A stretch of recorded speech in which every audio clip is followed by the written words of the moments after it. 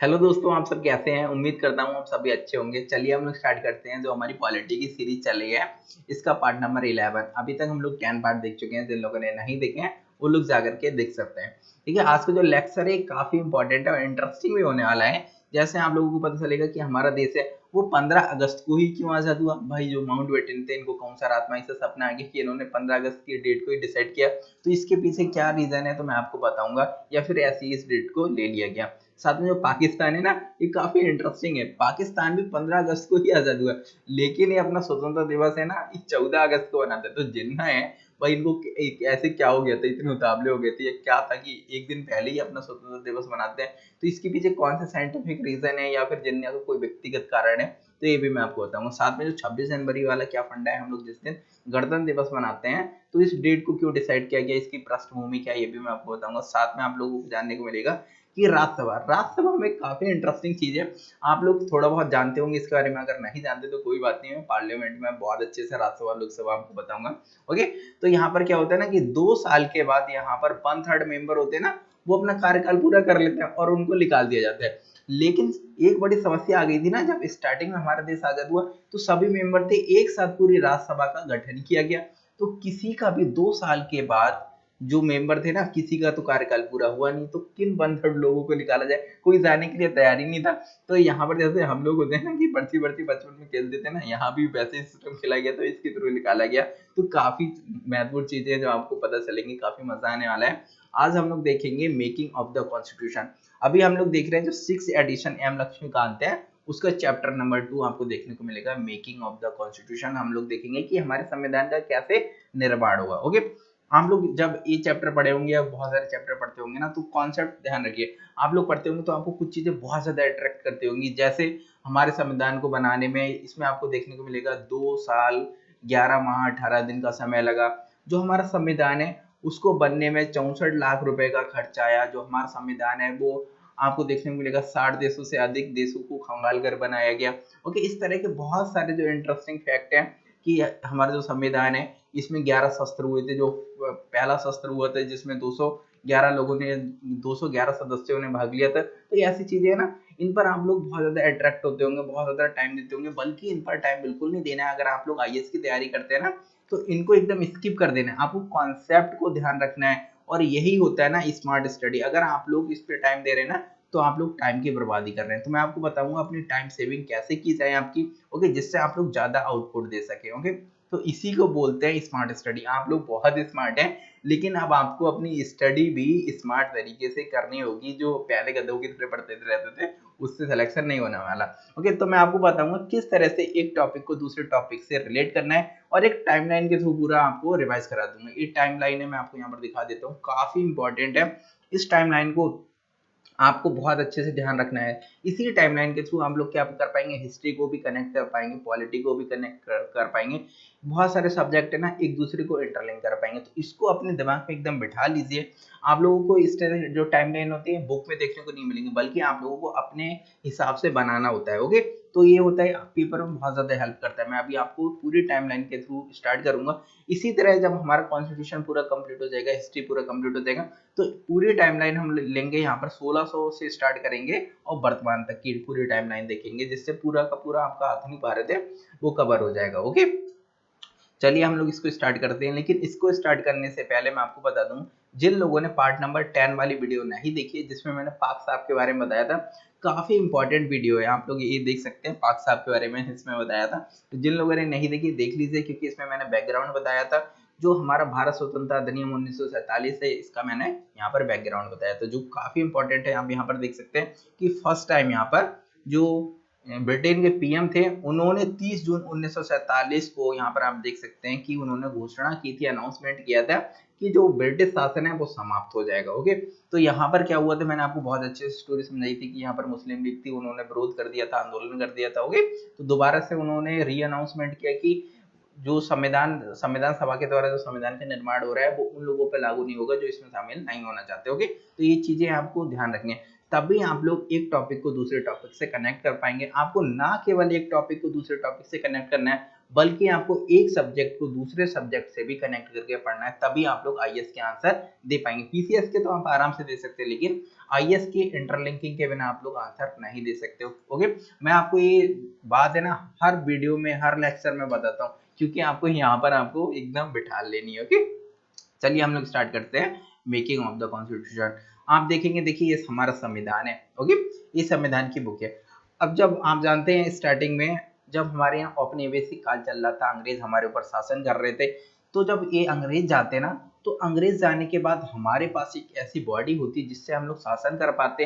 तो शासन करने के लिए एक हमें मूलभूत जो नियम कानून थे उनकी आवश्यकता थी। वो नियम कानून कहाँ होते? इसी संविधान के अंदर होते ना। तो हमें एक ऐसे बुक की आवश्यकता थी जिसमें आधारभूत जो सिद्धांत है वो दिए गए हों, जिसको हम लोग संविधान के नाम से जानते हैं। अब ये संविधान एक किसके लिए होता है?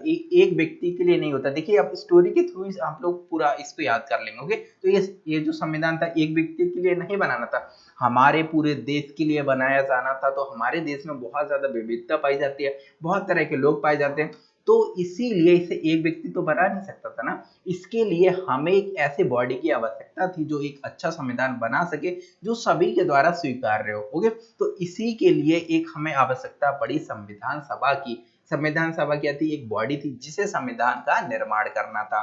ओके, अब इस संविधान सभा थी, इसका विकास कैसे हुआ, कैसे कैसे इसकी मांग हुई, क्योंकि अंग्रेज तो बहुत ढीठ थे, वो तो चाहते ही नहीं थे कि हमारा शासन समाप्त हो। गए, तो इसकी मांग देखिए कैसे कैसे चली।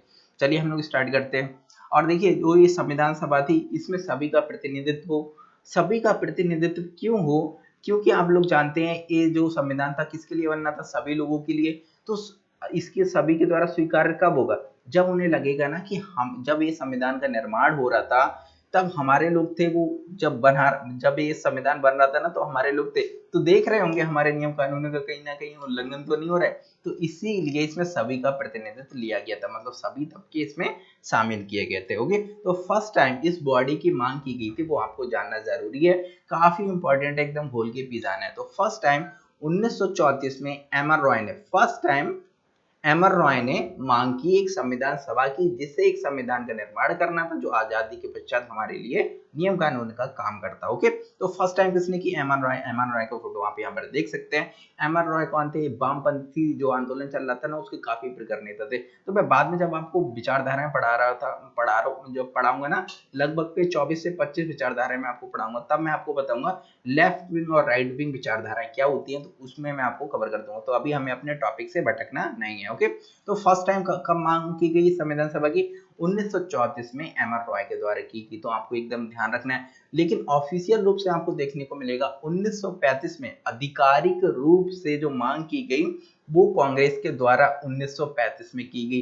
तो फर्स्ट टाइम आधिकारिक रूप से कब की गई? 1935 में की गई। किसके द्वारा की गई? आप लोग देख सकते हैं, कांग्रेस के द्वारा की गई। ओके, तो आपको ये ध्यान रखना है, कांग्रेस क्या थी? उस समय की सबसे बड़ी राजनीतिक पार्टी थी, आपको बिल्कुल भी नहीं भूलना है। आज की तरह की जो कांग्रेस आज देखने को मिलती है ऐसी नहीं, पहले बहुत अच्छी कांग्रेस थी। ओके, अब मैं भी कांग्रेस का सपोर्ट करता, लेकिन अब तो इस पे हल्के हल्के विश्वास उठता जा रहा है।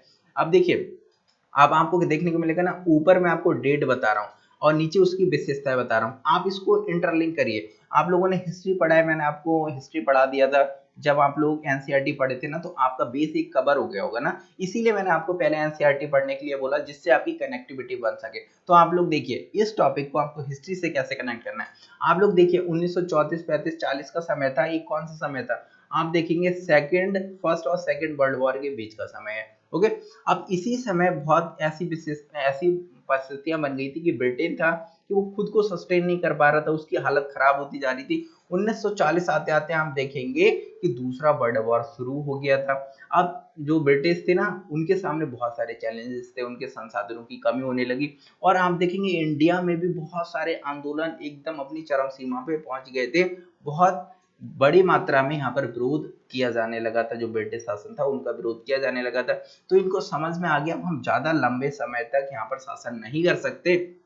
तो इसीलिए 1940 तक आते आते जो ब्रिटिश लोग थे उन्होंने मान लिया कि हाँ चलिए ठीक है, आप लोग एक संविधान सभा का गठन कर सकते हैं जो आप जब हम चले जाएंगे तो उसके द्वारा शासन किया जाएगा, एक संविधान का वो निर्माण करेगी। तो भाई 1940 आते आते इसको मान लिया गया। इसी को अगस्त प्रस्ताव के नाम से जानते हैं। तो आप लोगों को ये ध्यान रखना है, बहुत ही इंपॉर्टेंट है। अगस्त प्रस्ताव किससे संबंधित है? तो संविधान सभा के गठन से संबंधित है। तो यहाँ पर मान लिया गया। अब मान लिया गया तो इसके लिए जब यहाँ पर इन्होंने मान लिया, अब इसके लिए एक प्रारूप प्रस्ताव दिया। प्रारूप मतलब फ्रेमवर्क। अब इस संविधान सभा का कैसे गठन होगा ये भी तो बताना होगा ना। तो ब्रिटिश लोग थे भाई, आप देखेंगे 1942 में जो ब्रिटिश थे ना, उन्होंने एक प्रारूप प्रस्ताव भेजा। इसी को क्रिप्स प्रस्ताव के नाम से भी जानते हैं। क्रिप्स प्रस्ताव के नाम से क्यों जानते हैं?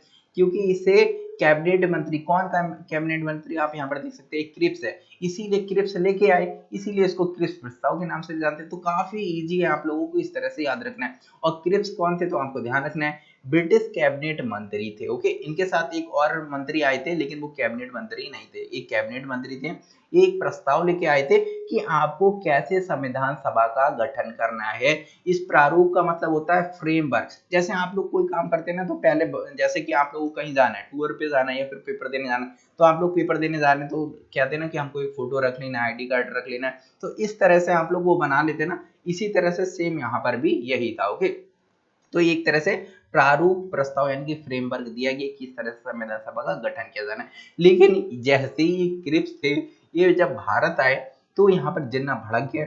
जिन्ना बोले नहीं, एक संविधान सभा का गठन नहीं होना चाहिए। जिन्ना कौन थे? आप लोग जानते हैं, जो मुस्लिम लीग थे उनके लीडर थे। ओके, अब इन्होंने कहा नहीं, एक संविधान सभा का गठन नहीं होना चाहिए, बल्कि दो संविधान सभा का गठन होना चाहिए, जो दो स्वतंत्र जो संविधान का निर्माण करे। ओके, और भारत के दो भाग होने चाहिए। तब भाई क्या हुआ, यहाँ पर समस्या खड़ी हो गई। जब समस्या खड़ी हो गई तब आप यहाँ पर देखेंगे कि मार्च 1946, ये टाइमलाइन देखते रहिए और उधर भी देखते रहिए कि हिस्ट्री में कैसी यहाँ पर सिचुएशन चल रही थी, कौन से आंदोलन चल रहे थे, गांधी यहाँ पर क्या कर रहे थे, कौन क्या कर रहे थे। तो यहाँ पर आप लोग कनेक्ट करके रख सकते हैं। ओके, तो इसी तरह से फ्रेमवर्क में आप लोग पढ़िए। अब देखिए, मार्च 1946 में कैबिनेट मिशन भेजा गया। आप यहाँ पर देख सकते हैं, इस तरह से कैबिनेट मिशन भेजा गया। कैबिनेट मिशन का पर्पस क्या था, उद्देश्य क्या था? इसका उद्देश्य था, जो यहाँ पर जिन्ना थे ना, मुस्लिम लीग थे, इन्होंने मांग की थी दो संविधान सभाओं की। तो इस कैबिनेट मिशन जो भेजा गया था, इसका उद्देश्य था कि जो मुस्लिम लीग ने मांग की है दो संविधान सभाओं की, क्या वो सही है? क्या सच में दो संविधान सभाओं की आवश्यकता है? तो इसी की जांच के लिए ये आए थे। तो ये आए, बाद में इन्होंने अपनी रिपोर्ट दी और रिपोर्ट में इन्होंने साफ कह दिया कि दो संविधान सभाओं की आवश्यकता नहीं है, सिर्फ एक संविधान सभा की आवश्यकता है जो एक संविधान का निर्माण करेगी। ओके, तो इसने खारिज कर दिया मुस्लिम लीग ने जो मांग की थी। लेकिन जो कैबिनेट मिशन था ना, इसमें एक इंपॉर्टेंट पॉइंट था। इन्होंने कहा चलो कोई बात नहीं, एक संविधान सभा का गठन होगा, इस संविधान सभा में जो मुस्लिम लोग हैं उनके लिए उचित प्रतिनिधित्व दिया जाएगा, मतलब अच्छी खासी सीटें उनको दी जाएंगी। तो मुस्लिम लीग ने सोचा कि चलिए हमारे लिए बहुत अच्छी खासी सीटें मिल गई हैं, कहीं ना कहीं मतलब छोटे स्तर पर वो एक तरह से संतुष्ट हो गए थे, क्योंकि जिन्ना के हाथ में कुछ उस टाइम तो ज्यादा था नहीं। ओके, तो वो मजबूरी थी, तो उस टाइम तो वो शामिल हो गए, चलो वो मान गए। ओके, फिर संविधान सभा थी, उसका गठन हुआ नवंबर 1946 में। आप लोग देख सकते हैं, इस तरह से संविधान सभा का गठन हो गया। और पहला सत्र आप यहाँ पर देख सकते हैं कि इसमें जो कितने सदस्य थे, मैं आपको अभी आपको बताऊंगा। ओके, तो यहाँ पर आप लोग देख सकते हैं। फिर दिसंबर 1946 में इसकी प्रथम बैठक हुई। फिर यहाँ पर आप देखिए 1946 दिसंबर का वक्त आ गया। अब हमारा देश भी तो यहाँ पर आजाद होने वाला है। 1947 में हमारा देश आजाद हुआ था। अब यहाँ पर आप जानते हैं कि 30 जून को, ओके, 30 जून को मैंने अभी आपको बताया था, जब मैं आपको लास्ट लेक्चर पढ़ा रहा था तो मैंने उसमें बताया था कि 30 जून को जो पीएम थे ब्रिटेन के, उन्होंने कहा था कि अब जो ब्रिटिश लोग हैं वो भारत छोड़ के चले जाएंगे। ओके, अब जैसे ही उन्होंने कहा, मुस्लिम लीग फिर से भड़क गए, बोले नहीं, एक जो भारत है, जब ब्रिटिश जाए ना तो वो केवल एक देश छोड़ के ना जाए, बल्कि इसका विभाजन करें, एक पाकिस्तान के रूप में, दूसरा भारत के रूप में। ओके, अब यहाँ पर क्या हुआ, विरोध आंदोलन होने लगे, बहुत सारे आंदोलन होने लगे। तब क्या अंततः जो ब्रिटिश लोग थे ना, उन्होंने माउंटबेटन को भेजा। माउंटबेटन आप जानते हैं, माउंटबेटन है, इनको भेजा और कहा जाइए आप जो समस्या है उसका समाधान करिए, और जो भारत पाकिस्तान है उसका विभाजन करिए। तो किसने भारत और पाकिस्तान का विभाजन किया? माउंटबेटन ने किया। ओके, माउंटबेटन कौन थे? भारत के वायसराय थे। आपको ध्यान रखना है, काफी इंपॉर्टेंट है। ओके, तो एकदम खोल करके आप लोगों को पी जाना है कि माउंटबेटन कौन थे, वायसराय थे। विभाजन किसने किया? माउंटबेटन ने किया। तो यहाँ पर आप देख सकते हैं कि मैंने यहाँ पर देखिए एक प्यारी सी इमेज लगाई है, जिसमें भारत का दो टुकड़े किए गए, पाकिस्तान के रूप में, एक हिंदुस्तान के रूप में। यहाँ पर आप देखेंगे उस टाइम जब विभाजन किया गया था ना, तो दो भागों में पाकिस्तान था, एक पूर्वी पाकिस्तान, दूसरा पश्चिमी पाकिस्तान। पूर्वी पाकिस्तान जो आज बांग्लादेश के रूप में आप लोग जानते हैं, वो पहले पूर्वी पाकिस्तान था। फिर एक पश्चिमी पाकिस्तान था जो वर्तमान का पाकिस्तान है। पाकिस्तान अपने आप को खुद ही सस्टेन नहीं कर पाया, ओके, जो उसके लिए मिला था वही नहीं संभाल पाया, और वो कश्मीर मांगते रहते हैं, पता नहीं कैसा बंदा है, हमें समझ भी नहीं आता है, ओके। और 1947 का वक्त आ गया। अब आप देखेंगे कि 15 अगस्त 1947 का दिन आया, जिस दिन हमारा देश है वो आजाद हो गया, और जो हमारा जो यहाँ पर आप देखेंगे पाकिस्तान और इंडिया के रूप में विभाजन हो गया। जब मैंने आपको बताया था ना, लास्ट वीडियो मैंने आपको बताई थी, तब यहाँ पर आपको समझ में आएगा कि पाकिस्तान है वो 14 अगस्त को, देखिए जो पाकिस्तान है ना, वो 14 अगस्त के लिए अपना स्वतंत्रता दिवस के रूप में क्यों मनाता है, तो इसके पीछे एक साइंटिफिक रीजन है। देखिए उसमें कहा गया था जैसे ही 15 अगस्त 1947 वाला दिन आएगा, उस दिन जो 15 अगस्त 1947 वाला दिन आएगा, उसी दिन जो भारत स्वतंत्रता अधिनियम 1947 है वो लागू हो जाएगा। और जैसे ही लागू होगा ना, तो ये आप देखेंगे ना कि ये वायसराय है, वायसराय का पद उसमें खत्म कर दिया गया था। मैंने इसीलिए कहा आप लोग पिछली वीडियो देखते रहिए क्योंकि कनेक्टिविटी बनेगी। तो वायसराय का पद उसमें खत्म कर दिया गया था, और कौन आ गया था उसकी जगह पे, गवर्नर जनरल। तो इसी को प्रथम गवर्नर जनरल बनाया गया। और विभाजन कौन कर सकता था, ब्रिटेन के नियम कानूनों के अनुसार भारत का विभाजन कौन कर सकता था, वायसराय कर सकता था ना। और जैसे ही भारत स्वतंत्रता अधिनियम 1947 लागू होता, भारत एक संप्रभु राष्ट्र बन जाता। संप्रभु राष्ट्र होने के कारण ये इसमें हस्तक्षेप नहीं कर पाता। तो और दूसरा रीजन क्या था, दूसरा रीजन ये भी था कि अगर 15 अगस्त को ही किया जाता, भैया सिग्नेचर किए जाते, तो ये पॉसिबल नहीं था उस समय कि ये कराची में, मतलब लाहौर में, सॉरी, लाहौर और दिल्ली दोनों जगह एक ही समय पर एक ही दिन पर जो वायसराय हैं उपस्थित रह सके। तो इसीलिए इन्होंने सोचा कि चलिए एक दिन पहले हम चाहते हैं पाकिस्तान में, और हम उसको आजाद कर देते हैं। मतलब आजाद नहीं होगा, बस वहां पर जाकर के इन्होंने सिग्नेचर कर दिए। जब सिग्नेचर कर दिए तो जिन्ना साहब इतने खुश हुए, बोले कि हम 14 अगस्त से ही अपना स्वतंत्रता दिवस मनाएंगे। लेकिन रियलिटी में वो कब आजाद हुआ, 15 अगस्त को हुआ। इसके दो रीजन थे। नंबर एक, वायसराय, क्योंकि उस दिन क्या भारत स्वतंत्रता अधिनियम 1947 लागू हो जाता, तो लागू होते ही वायसराय रहता ही नहीं। जब ये वायसराय नहीं रहता तो इसके पास राइट होते कि भारत का दो विभाजन करके पाकिस्तान बना दे, नहीं राइट रहते ना, इसीलिए ऐसा करना पड़ा। तो इसके पीछे एक साइंटिफिक रीजन है। और अगर उसी दिन करना चाहता तो उसी दिन एक ही समय पर दो जगह उपस्थित नहीं रह सकता था। तो इस दो रीजन की वजह से ऐसा किया गया। तो आप लोग जानते हैं कि 14 अगस्त को भारत स्वतंत्रता, सॉरी, 14 अगस्त को पाकिस्तान है वो अपना स्वतंत्रता दिवस क्यों मनाता है, तो इसी कारण मनाता है। लेकिन वो आजाद कब हुआ, 15 अगस्त को ही, क्योंकि लागू भारत स्वतंत्रता अधिनियम कब हुआ, 15 अगस्त को ही हुआ। लेकिन ये किस लिए किया गया, आप लोग इसको अच्छे से समझ गए होंगे, ओके। तो यहाँ पर आप लोग देख सकते हैं जब यहाँ पर विभाजन हुआ तो आप देखेंगे कि जो सीटें थी जो संविधान सभा की, ये भी कम हो जाती है। ये भी हम लोग बहुत अच्छे से बात करेंगे, मैं आपको एक एक पॉइंट बहुत अच्छे से समझाऊंगा। अब देखिए हमारा देश यहाँ पर आजाद हो गया, यहाँ पर हमारा देश आजाद हो गया। अब ब्रिटिश का शासन तो रहा नहीं गया, आप लोग ध्यान सुनिए, ब्रिटेन का यहाँ पर शासन रहा नहीं गया। अब शासन कौन करेगा, अभी भी हमारे संविधान का निर्माण नहीं हुआ है, अभी हमारे संविधान का निर्माण चल रहा है, ओके। हमारे पास इतनी ज्यादा बॉडीज, अभी वो हमारे पास पूरी व्यवस्थाएं नहीं है जिससे हम लोग शासन चला सके।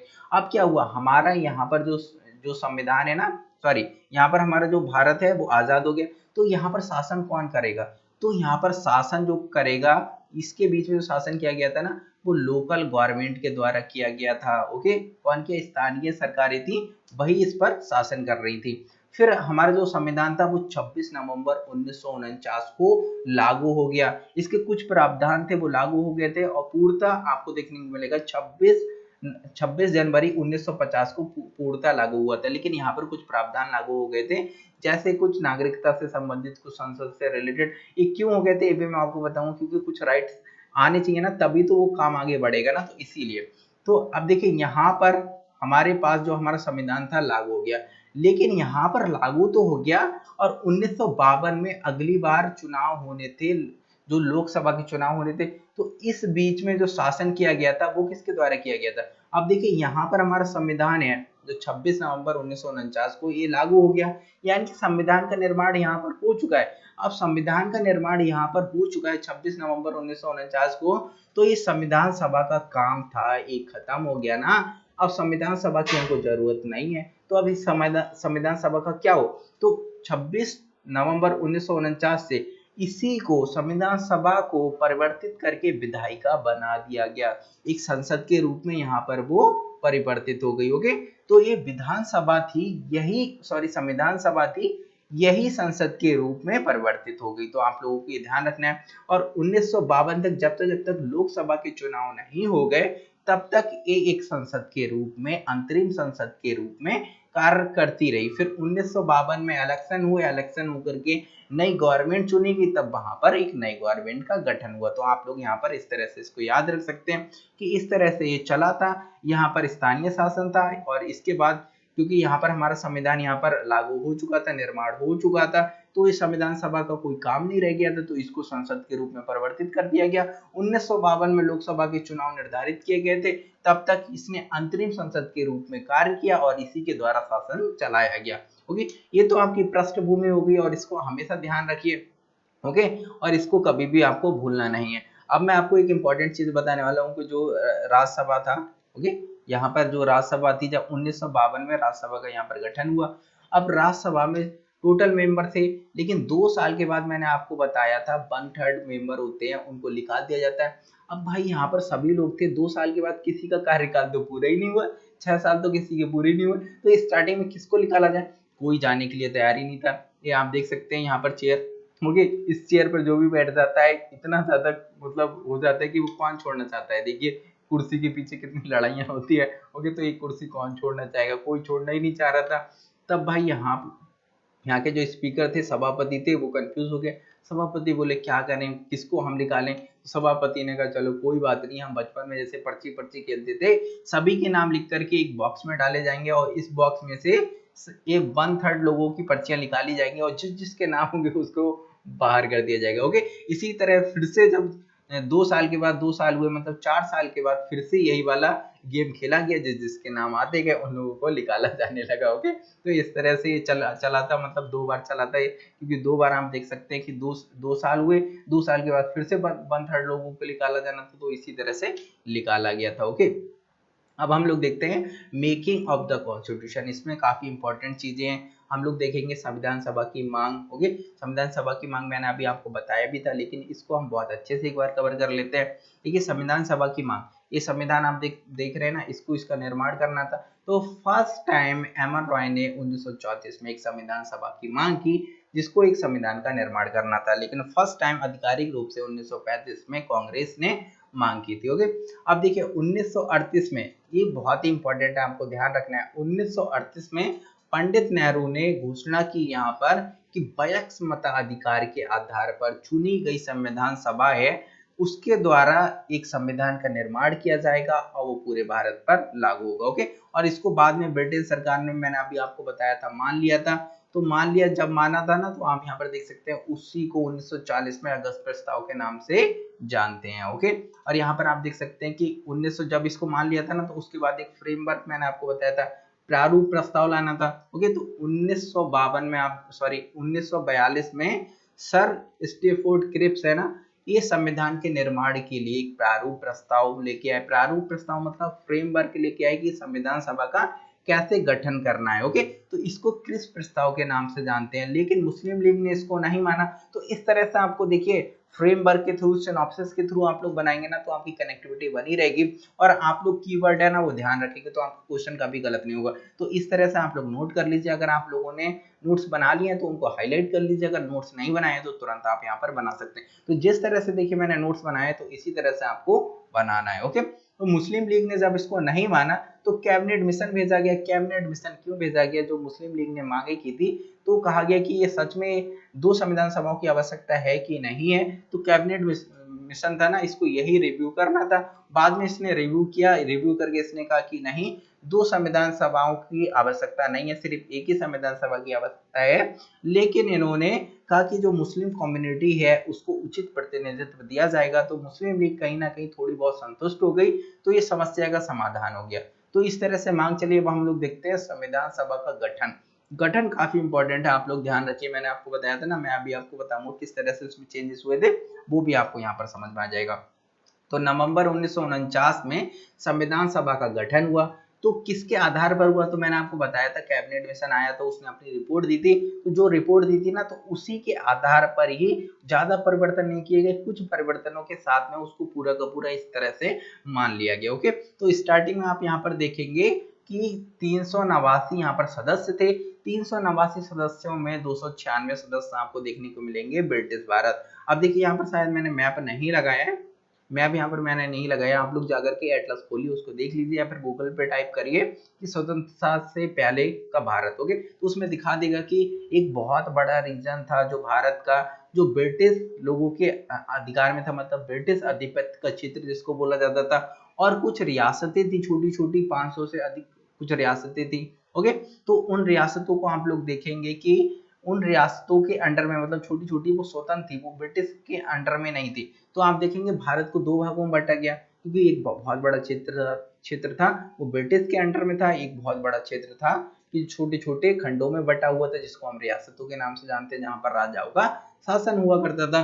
तो यहाँ पर देखिए रीजन बड़ा था, इसीलिए इसमें 296 सीटें थी वो ब्रिटिश आधिपत्य वाले क्षेत्र में दे दी गई, मतलब ब्रिटिश आधिपत्य जो क्षेत्र है वहां से 296 सदस्यों को चुना जाएगा जो इस संविधान सभा के सदस्य होंगे। इसी तरह 93 सदस्य हैं वो देशी रियासतों से चुने जाएंगे। तो कैसे चुने जाएंगे ये भी काफी इंपॉर्टेंट हो जाता है। जो ब्रिटिश भारत था ना इसको उन्होंने 3 भागों में बांटा, ये काफी इंपॉर्टेंट हो जाता है, एकदम आपको भूल के पी जाना है। जो ब्रिटिश आधिपत्य वाला क्षेत्र था इसको उन्होंने 3 भागों में बांटा, नंबर 1 मुस्लिम, दूसरा सिख, तीसरा समान।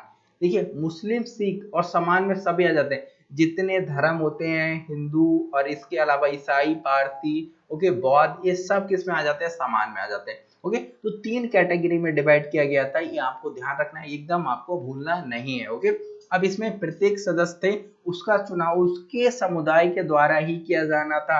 यानी क्या मतलब है, जैसे मुस्लिम समुदाय के जो सदस्य हैं उनका चुनाव किया जाना था, तो किसके द्वारा किया जाएगा, उसके जो सदस्य होंगे ना, उस कम्युनिटी के सदस्य होंगे, वही अपना प्रतिनिधि चुनेंगे। इसी तरह अगर आप देखेंगे सामान्य में कोई है या फिर सिख है तो सिख का प्रतिनिधि चुनना है तो सिर्फ सिख लोग ही चुन सकते हैं, तो उसमें अदर लोग वोटिंग नहीं कर सकते हैं। ओके, तो उसी के जो सदस्य थे, उसी कम्युनिटी के सदस्य थे, तो उनका चुनाव के माध्यम से करना था। और कौन करता है, जो प्रांतीय असेंबली थी उनके द्वारा इसका चुनाव किया जाना था। वो कौन सी पद्धति थी, तो ये पद्धति काफी इंपॉर्टेंट है, एकल संक्रमणीय मत पद्धति, यहाँ पर आप देख सकते हैं, और समानुपातिक प्रतिनिधित्व था। इसका मतलब क्या है, आप लोग अगर जानते होंगे प्रेसिडेंट का कैसे चुनाव होता है, तो सेम प्रोसेस वही था। समानुपातिक का मतलब है कि जैसे कि इनका रेशियो है, जैसे कि मान लेते हैं इनका रेशियो 100% में 10%, 10% सिख हैं। ओके, 10% सिख हैं, तो 10% सिख है ना, तो इनका रेशियो कितना हो गया, तो इनका रेशियो हो गया 10, मतलब अगर 100 लोग हैं तो 100 लोग का 10% कितना हो गया, 10 सीटें।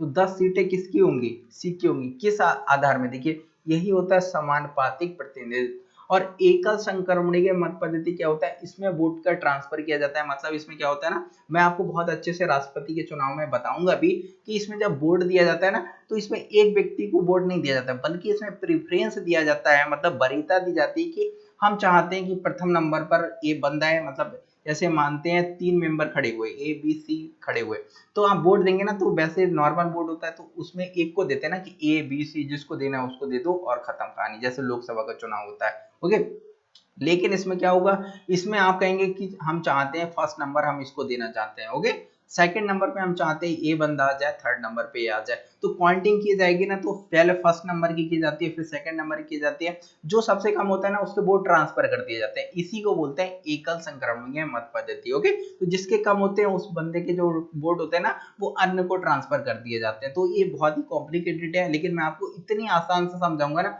अभी यहाँ पर समझाऊंगा तो ये टॉपिक बहुत ज्यादा लंबा हो जाएगा, तो इसलिए मैं यहाँ पर इसको नहीं समझाऊंगा। ओके, तो आप यहाँ पर देख सकते हैं, तो यहाँ पर एक काफी इंपॉर्टेंट चीज है, आप लोग देखना चाहते हैं तो देख सकते हैं। और साथ में आप देख सकते हैं कि कांग्रेस सबसे बड़ी पार्टी थी, इसको देखिए उसमें सदस्य भी ज्यादा थे। यहाँ पर आप देखेंगे, यहाँ पर कांग्रेस का वर्चस्व था, इसीलिए कहा गया कि संविधान सभा थी एक तरह से कांग्रेस ही थी। ओके, तो यहाँ पर देख सकते हैं 208 सदस्य थे वो कांग्रेस के थे, और 73 सदस्य थे वो मुस्लिम लीग के थे, और 15 अन्य थे। अगर हम इन्हें धर्म के आधार पर देखें कि किस धर्म के कितने लोग थे, तो आप यहाँ पर देख सकते हैं कि यहाँ पर अभी हम कितनी की बात कर रहे हैं, 389 सदस्यों की बात करें तो 389 सदस्यों में जो हिंदू थे तो 163 हिंदू थे, मुस्लिम थे मतलब 80 थे, मतलब काफी अच्छी संख्या दी गई थी, इसीलिए वो लोग मान गए थे, यहाँ पर उन्होंने विरोध नहीं किया था। ओके, इसी तरह एससी के हम लोग देखें तो 31 सदस्य थे, क्रिश्चियन देखें तो इतने थे, सिख भी आप लोग देखना चाहते हैं, एंग्लो इंडियन और पारसी आप देख सकते हैं कि इनकी 3-3 संख्या थी, तो आप लोग देख सकते हैं। तो मतलब 1-2 याद रख लीजिए, काफी इंपॉर्टेंट नहीं है, बल्कि आपको सीक्वेंस ध्यान रखना है, मतलब सबसे ज्यादा किसके थे, फिर उससे कम, उससे कम। और ये एंग्लो इंडियन और पारसी काफी बार पूछा जाता है, लोग कंफ्यूज हो जाते हैं क्योंकि इसके 3 ही 3 थे, लेकिन वो लोग सोचते हैं कि 4-3 थे, तो ये इसलिए गलत हो जाता है, तो इसलिए आपको ये ध्यान रखना है। लेकिन देसी रियासतों में यहाँ पर तो चुनाव के माध्यम से भैया लेके आने थे, सदस्य थे वो चुनाव के माध्यम से आने थे, लेकिन देसी रियासतों में फंडा अलग था। देसी रियासतों का फंडा हम देख लेते हैं। देसी रियासतों के लिए जो 93 सीटें दी गई थी, यही 93 लोग आकर के संविधान सभा में आते होंगे। तो इन्हें कैसे चुनना था, तो इनका चुनाव था वो जनसंख्या के अनुपात में किया जाना था, मतलब 10 लाख लोगों पर एक सीट का निर्धारण लगभग में किया गया था। अब आप कहेंगे भाई जो रियासत बहुत छोटी होगी, ओके, जिसमें 10 लाख ही लोग नहीं होंगे, 10 लाख लोग नहीं होंगे तो उसको क्या सीट नहीं मिलेगी। तो यहाँ पर क्या किया गया, जैसे कि मानते हैं किसी की जनसंख्या 2 लाख थी किसी रियासत की, ओके, और किसी की 3 लाख थी, ओके, तो इसी तरह किसी की 5 लाख थी, तो तीनों को मिला करके क्या दिया गया भैया, आपको एक सीट दी जाती है, क्योंकि ये 10 लाख का जो क्राइटेरिया था ना वो कंप्लीट कर ले रहे हैं, तो एक सीट इस तरह से दे दी गई थी। तो हम लोग जानते हैं जहां पर जनसंख्या कम थी तो बड़ा क्षेत्र उसको मिला दिया गया था, मतलब 1-2 को मिला दिया गया था, तो वहां के लोग खड़े हुए थे, या फिर जो उन्होंने आपसी सहमति की थी तो सहमति करके जैसे भी राजा चाहते वहां के राजा वो वैसे करते। तो इनका चयन कौन करना था भैया, चयन किसका करता, तो यहाँ पर चुनाव डिपेंड करता था जो रियासत के प्रमुख थे, मतलब राजा है, राजा के ऊपर डिपेंड करता है कि वो अगर चाहें तो एक्स व्यक्ति को ले जाकर के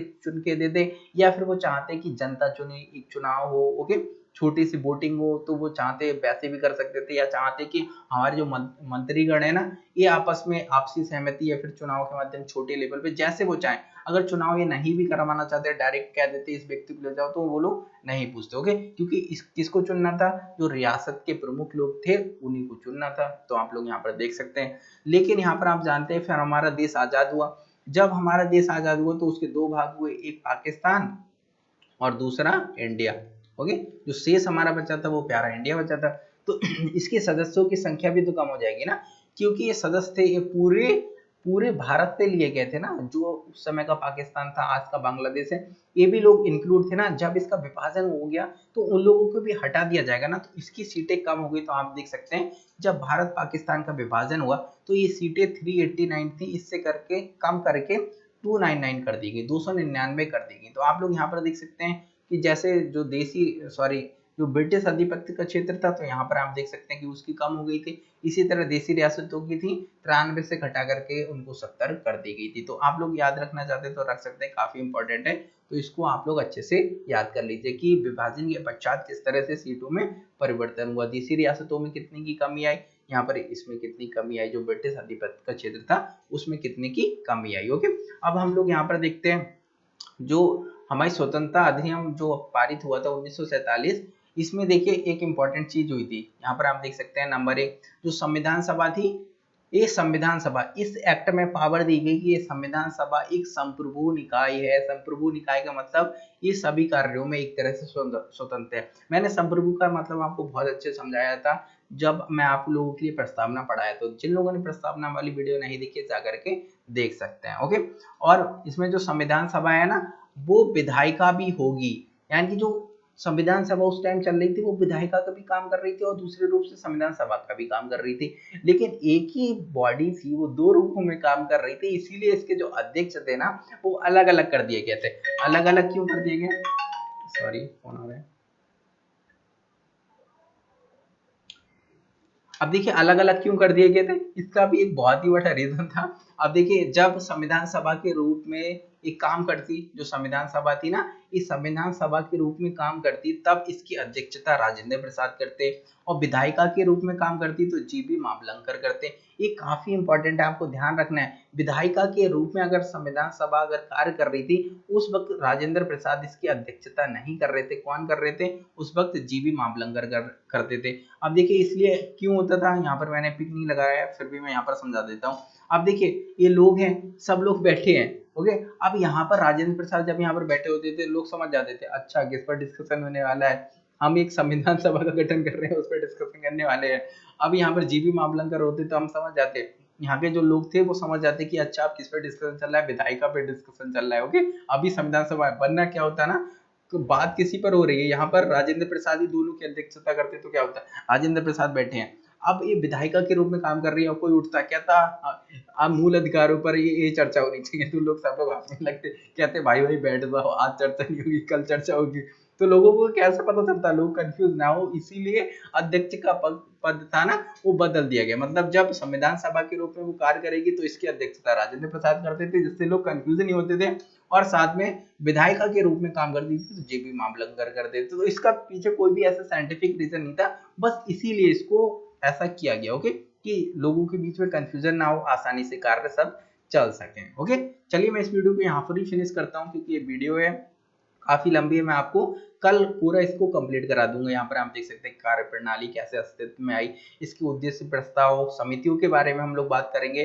तो लगभग मैं 1 या 2 लेक्चर और मैं पर दूंगा, क्योंकि बहुत ही विस्तृत है और यहाँ से क्वेश्चन भी बहुत ज्यादा पूछे जाते हैं। मैं आपको इस तरह से मैप के थ्रू भी आपको समझाऊंगा। तो मैप में आपको एक चीज आज खोज के रखनी है, जो 11 गवर्नर के स्टेट थे वो आपको खोज के रखने हैं, साथ में जो मुख्य आयुक्त थे वो 4 कौन कौन से थे। ओके, तो वो आपको खोज के रखने हैं इस तरह से लोकेट करके आपको। और आप देख सकते हैं कि कौन कौन सा रीजन है वो ब्रिटिश अधिपत्य तथा कौन कौन से रीजन है वो रियासतों के थे। तो इस तरह से जो मैप है, मैप आप लोगों के लिए एक अच्छा मैप बना लेना है, जो मैंने आपको कहा था कि आप लोगों के ब्लैंक मैप लेके आने हैं, तो वहां पर आपकी मैपिंग की भी प्रैक्टिस होने लगेगी।